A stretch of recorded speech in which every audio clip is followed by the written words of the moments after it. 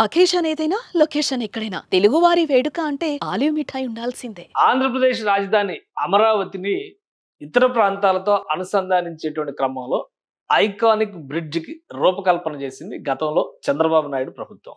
అయితే 2019లో జగన్మోహన్ రెడ్డి అధికారంలోకి వచ్చిన తర్వాత ఆ ప్రాజెక్టు పనులు పూర్తిగా ఆగిపోయిన పరిస్థితి. ఇప్పుడు మళ్ళీ ఐకానిక్ బ్రిడ్జ్ వస్తుందా రాదా? ఎందుకంటే ఈ 5 ఏళ్లలో చాలా పరిణామాలు జరిగినాయి. వెస్ట్ బైపాస్ పేరుతో ఐకానిక్ బ్రిడ్జ్ ప్రతిపాదించినటువంటి ప్రాంతానికి 2.5 కిలోమీటర్ల దూరంలోనే ఒక వంతెన ఏర్పాటైంది. ఇప్పుడు అది ప్రారంభోత్సవానికి కూడా సిద్ధమవుతుంది. ఈ క్రమంలో ఐకానిక్ బ్రిడ్జ్ ఓపెన్ చేస్తారా? మళ్ళీ ఆ పనులను ప్రారంభిస్తారా? లేదా అని చర్చ జరిగింది. దీనికి మొత్తానికి కూడా ఒక కన్క్లూజన్ ఇచ్చింది ఏపీ ప్రభుత్వం, ముఖ్యంగా Amaravati development corporation. Iconic bridge place మారుతుంది. ఆ బ్రిడ్జ్ నిర్మాణానికి సంబంధించినటువంటి కన్సల్టెంట్ని నియమించే ప్రక్రియకి నోటిఫికేషన్ రిలీజ్ చేసింది అమరావతి డెవలప్మెంట్ కార్పొరేషన్. సో ఎక్కడి నుంచి ఎక్కడికి ఈ బ్రిడ్జ్ రాబోతుంది?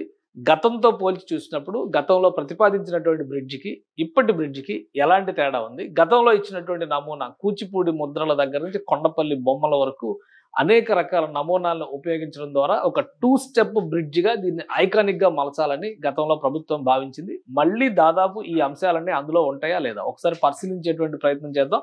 అమరావతి బ్రిడ్జికి సంబంధించినటువంటి నోటిఫికేషన్ ఇది రిలీజ్ చేసి సెలక్షన్ ఆఫ్ కన్సల్టెంట్స్. ఈ కన్సల్టెంట్స్ గతంలో చేసినటువంటి బ్రిడ్జికి అయితే ఎల్ఎన్టీని కన్సల్టెంట్ గా అపాయింట్ చేసి ఎల్ఎన్టీ ఇచ్చిన డిజైన్స్ ని అప్రూవ్ చేశారు. నిర్మాణం కూడా ఎల్ఎన్టీనే మొదలు పెడుతుందని చెప్పని అనుకున్నారు. చివరి నిమిషంలో ఇక్కడ ఆగిపోయినటువంటి పరిస్థితి. ఇప్పుడు మళ్ళీ సెలక్షన్ ఆఫ్ కన్సల్టెంట్ అంటే మళ్ళీ మొదలెట్టాల్సినటువంటి పరిస్థితి వచ్చింది. Request for qualification come proposal quality and cost based selection అనేటువంటి ప్రతిపాదన రిలీజ్ చేసింది. Request for proposals of approach appointment of consultant for preparation of detailed project report for Amaravati iconic bridge over river Krishna connecting NH65 అంటే ఇది Hyderabad Vijayawada highway Machilipatnam వరకు వెళ్తుంది. ఇది Hyderabad Vijayawada highway ఎక్కువగా మనం విజయవాడ వరకు కనెక్టివిటీని చూస్తే కనుక NH65 ఇది దీనిపైన చేసేటువంటి నిర్మాణం నియర్ మూలపాడు. సో లొకేషన్ కూడా క్లారిటీ వచ్చేసింది. అంటే ఉమ్మడి కృష్ణా జిల్లా ప్రస్తుతం ఎన్టీఆర్ జిల్లాలో ఉన్నటువంటి మూలపాడుని ఇక్కడ సెలెక్ట్ చేశారు. మూలపాడు నుంచి ఈ ఐకానిక్ బ్రిడ్జ్ నిర్మాణానికి సంబంధించిన ప్రణాళిక. అలానే 2N13 రోడ్ అమరావతి క్యాపిటల్ అంటే ఎక్కడ మొదలవుతుంది ఎక్కడ ఎండ్ అవుతుంది ఈ రెండింటికి కూడా ఇందులోనే ఆన్సర్ ఇచ్చేశారు. మూలపాడు నుంచి N13 రోడ్డు అంటే రాయపూడి పరిధిలో వచ్చేటువంటి రోడ్ ఇది. N13 రోడ్ వరకు దీని నిర్మాణం ఉంటుంది. మార్చి నెలలో దీనికి సంబంధించినటువంటి అమరావతి డెవలప్మెంట్ కార్పొరేషన్ ఈ నోటిఫికేషన్ ని రిలీజ్ చేసింది. ఇక మూలపాడు ఎందుకు సెలెక్ట్ చేశారంటే లొకేషన్ వైజ్ గా ఉన్నటువంటిది ఒకటి, అలానే ఈ మధ్య కాలంలో మూలపాడులో క్రికెట్ అకాడమీ ఒకటి పెట్టాలని దాన్ని అమరావతికి అనుసంధానంగా ఈ ప్రాంతంలో అంటే రాయపూడికి అతి సమీపంలోనే అక్కడ స్పోర్ట్స్ సిటీ కూడా రాబోయే రోజుల్లో డెవలప్ అవుతుంది.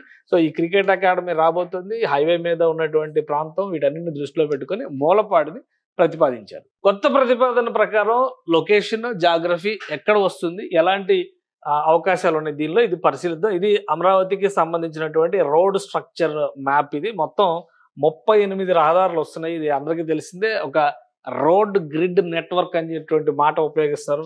టోటల్ 38 రహదారులు వస్తున్నాయి. ఇటు ఈస్ట్ వైపు వెళ్లే రహదారులు, ఇటు నార్త్ వైపు వెళ్లే రహదారులు, ఇటు 19, ఇటు 18 రహదారులు వస్తున్నాయి సీడాక్సిస్ రోడ్డుతో కలిపి. సో ఇందులో E10 అంటే ఇక్కడ N13 కి సంబంధించినటువంటి రహదారి ఇది. ఈ రెడ్ మార్క్ కనిపిస్తుంది N13. దీనికి అనుసంధానించే దిశగా ఐకానిక్ బ్రిడ్జ్ రాబోతుంది. సో ఇది ఆ జాగ్రఫీ పరంగా చూసినప్పుడు N13 రహదారికి సంబంధించి ఒకసారి మనం పరిసర ప్రాంతాలను గమనిద్దాం. ఈ బాక్సెస్ రూపంలో కనిపిస్తున్న ప్రాంతం మొత్తం కూడా ఇప్పుడు ఏవైతే ఐకానిక్ టవర్స్ గా నిర్మాణం జరుగుతున్నాయో వాటికి సంబంధించినటువంటి నిర్మాణ ప్రతిపాదనలు ఇవి. వాటికి అతి సమీపంలో నుంచే ఈ N13 రహదారి వెళ్తుంది. సో ఇది కనెక్టివిటీ ఇచ్చేటువంటి అవకాశం ఉంటుంది. అలానే గతంలో ప్రతిపాదించినటువంటి ప్రాంతం ఇది. ఎందుకంటే ఇదంతా కూడా సీడ్ క్యాపిటల్ ఏరియాలో, కోర్ క్యాపిటల్ ఏరియాలో వచ్చేటువంటి అడ్మినిస్ట్రేటివ్ క్యాపిటల్ భవనాల సముదాయం కింద మనం చూడాల్సి ఉంటుంది. ఈ రహదారి ఈ చివరి నుంచి ఆ చివరి వరకు కనెక్ట్ అవుతుంది కాబట్టి దాని మీద మనకు ఒక క్లారిటీ ఉంది. ఇక గతంలో ప్రతిపాదన చేసినటువంటి ప్రాంతాన్ని కూడా ఒకసారి మనం పరిశీలిద్దాం. గతంలో ప్రతిపాదన చేసినటువంటి ప్రదేశం ఇది N10 రహదారి దగ్గర నుంచి నిర్మాణం చేయాలనేటువంటి ఒక ఆలోచన చేశారు. పవిత్ర సంగమం దగ్గరికి వెళ్ళి కనెక్ట్ అవుతుందంటే ఈ రహదారి N10 ఇది వాస్తవానికి ఇక్కడ మనం గమనిస్తే administrative capital area buildings, iconic buildings అన్ని ఉన్నది ఈ ప్రాంతంలో. అంటే ఐకానిక్ బిల్డింగ్స్ కి యువతలి పక్కన ఈ నిర్మాణం చేయాలనేటువంటి ఆలోచన చేశారు. అంటే విజయవాడకి సమీపంలోకి వెళ్ళేటువంటి ప్రాంతం. ఇలా ఇక్కడ పవిత్ర సంగమం దగ్గర ఇక్కడ నుంచి ఈ N10 ఇటు వెళుతుంది. ఇక్కడ పవిత్ర సంగమం దగ్గర కనెక్షన్ అవుతుంది. అలా కనెక్ట్ అవడం వల్ల విజయవాడ నగరం నుంచి వచ్చేటువంటి జనం కూడా అమరావతిలోకి రావడానికి అదొక యాక్సెస్ పాయింట్ అవుతుంది అనేటువంటి ఆలోచన అప్పట్లో రాష్ట్ర ప్రభుత్వం చేసింది. దీనికి సంబంధించినటువంటి డిజైన్ మీరు బాక్స్ లో ఇందాక చూసినటువంటి వీడియో, ఆ బాక్స్ లో వేసినటువంటి వీడియో ఏంటంటే ఆ డిజైన్ ని ఒక తీగల వంతెనగా డిజైన్ చేసి దీనిలో కూడా 5 స్టేజెస్ వంతెన మార్గంలో విజయవాడ నుంచి మొదలయ్యేటువంటి క్రమంలో కేవలం నార్మల్ వంతెన మార్గంగానే కనిపిస్తుంది ఇది. కానీ అమరావతి ప్రాంతానికి వచ్చేసరికి అది ఒక డబుల్ డెక్కర్ వంతెనగా మారుతుంది. అక్కడ అనేక రిక్రియేషన్స్, సాంస్కృతిక కార్యక్రమాలకు సంబంధించినటువంటి శిల్పారామం లాంటి వ్యవస్థలతో సహా ఆంధ్రుల సంస్కృతి వైభవాన్ని, అమరావతి చరిత్రని చెప్పే విధంగా ఆ ఐకానిక్ బ్రిడ్జిని డిజైన్ చేయాలని అప్పట్లో ప్రభుత్వం ప్రయత్నించింది. 1387 కోట్ల రూపాయల అంచనా వ్యయం వేశారు. పనులు ప్రారంభించారు. L&T సంస్థకి అప్పగించారు. నిర్మాణం ముందుకు వెళ్ళేటువంటి క్రమంలో ఎలక్షన్స్ జరిగినాయి. ఎలక్షన్స్ తర్వాత ప్రభుత్వం మారడం, ఆ బ్రిడ్జిని అక్కడతో ఆపేయడం జరిగింది. సో అది పాత ఐకానిక్ బ్రిడ్జికి సంబంధించినటువంటి చరిత్ర. పైగా పాత ఐకానిక్ బ్రిడ్జి ఈ రూట్ని మనం ఒకసారి గమనించి చూస్తే పవిత్ర సంగమంతో కనెక్ట్ అయ్యేటువంటి ప్రదేశం కాబట్టి పవిత్ర సంగమాన్ని కూడా ఒకసారి పరిశీలిద్దాం డిస్టెన్స్ వైజ్గా. ఇది అమరావతి ప్రాంతంలో N10 రహదారికి వచ్చేటువంటి ప్రాంతం. అక్కడి నుంచి చూసినప్పుడు ఇది N10 వచ్చేటువంటి ప్రాంతం. ఇక్కడ నుంచి చూసినప్పుడు పవిత్ర సంగమం ఈ ప్రాంతానికి వస్తుంది. ఇంకొక విషయం ఏంటంటే ఇది మొత్తం 3.2 కిలోమీటర్ల వంతెన అవుతుంది. ఈ 3.2 కిలోమీటర్ల వంతెనే అంత డిజైన్ చేశారు. అయితే అమరావతికి ప్రధానంగా విజయవాడ నగరానికి మధ్య ఉన్నటువంటి కృష్ణా నదిలో కొన్ని ప్రత్యేకతలు ఉన్నాయి. చాలా ఐలాండ్స్ ఉంటాయి కృష్ణా నదిలో. ఈ ఐలాండ్స్ మనం ఎప్పుడు కూడా గమనించం. ఇవన్నీ కూడా ఐలాండ్సే. కానీ ఇది మనం కేవలం ఒక నదిగానే చూస్తాము.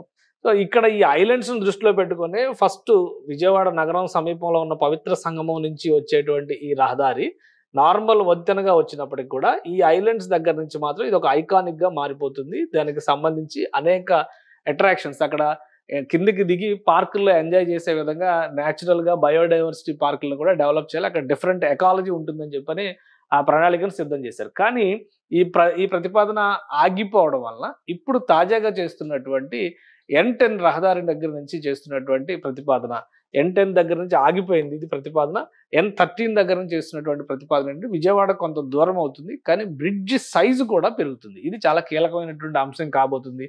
ఒకసారి గమనిద్దాం బ్రిడ్జికి దీనికి ఉన్నటువంటి తేడా ఏంటి. ఇది కేవలం 3.2 కిలోమీటర్ల డిస్టెన్స్ తో ఉన్నటువంటి వంతెన, అది పెరుగుతుంది. ఒకసారి అది కూడా పరిశీలిద్దాం. ప్రస్తుతం ప్రతిపాదిస్తున్నటువంటి రహదారి అంటే రాయపూడికి నుంచి మూలపాడు వరకు వచ్చేటువంటి ప్రాంతాన్ని ఒకసారి పరిశీలిద్దాం. అది ఏ విధంగా ఉండబోతుంది. ఇది డిస్టెన్స్ వైజ్ గా ప్రస్తుతం ఉన్నటువంటి జాగ్రఫీ పరంగా చూసినప్పుడు దాదాపు ఒక 35 కిలోమీటర్ల డిస్టెన్స్ వస్తుంది ఈ రెండు ప్రాంతాల మధ్య. బ్రిడ్జి నిర్మాణం కనుక జరిగితే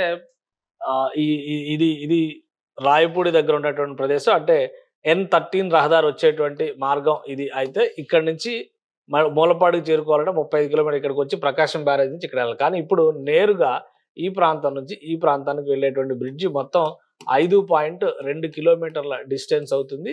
ప్లస్ ఇక్కడ పవిత్ర సంగమం దగ్గర గతంలో ప్రతిపాదించినటువంటి ప్రదేశం ఇది. గతంలో ప్రతిపాదించినటువంటి ప్రదేశానికి దీనికి ఉన్నటువంటి డిఫరెన్స్ ఏంటంటే ఇక్కడ డిస్టెన్స్ తక్కువ అవడం, అలానే ఈ ప్రదేశంలో కృష్ణా నదిలో అంతర్గతంగా ఉండేటువంటి ఐలాండ్స్ చాలా తక్కువగా ఉన్నాయి. ఇక్కడ చూస్తే కనుక మీరు జాగ్రఫీ పరంగా చూస్తే ఇక్కడ ఎక్కువ శాతం భూమే కనిపిస్తుంది, నది విస్తీర్ణం తక్కువ కనిపిస్తుంది. కాబట్టి మరింత ఎక్కువగా ఇక్కడ స్పెషల్ అట్రాక్షన్స్ ని డిజైన్ చేయడానికి అవకాశం ఉంటుంది అనేటువంటి ఆలోచన రాష్ట్ర ప్రభుత్వం చేస్తుంది. ఆ క్రమంలోనే ఇక్కడ నుంచి కొటికలపూడి దగ్గర నుంచి వచ్చేటువంటి ప్రాంతంలో ఈ నిర్మాణం చేయాలనేటువంటి ఆలోచనని తెరపైకి తీసుకొచ్చారు. అలానే ఫీజిబిలిటీ సర్వే చేసేటువంటి క్రమంలోనే ఇప్పుడు కన్సల్టెంట్ ని నియమించే ప్రయత్నాల్లో రాష్ట్ర ప్రభుత్వం ఉంది. అందుకనే అమరావతి డెవలప్మెంట్ కార్పొరేషన్ దీనికి సంబంధించిన ప్రతిపాదన చేసింది. ఇక్కడ మరొక విషయాన్ని కూడా మనం గమనించాలి. ఎందుకంటే వెస్ట్ బైపాస్ వస్తుంది కాబట్టి ఐకానిక్ బ్రిడ్జి లొకేషన్ మారాల్సినటువంటి పరిస్థితి వచ్చింది.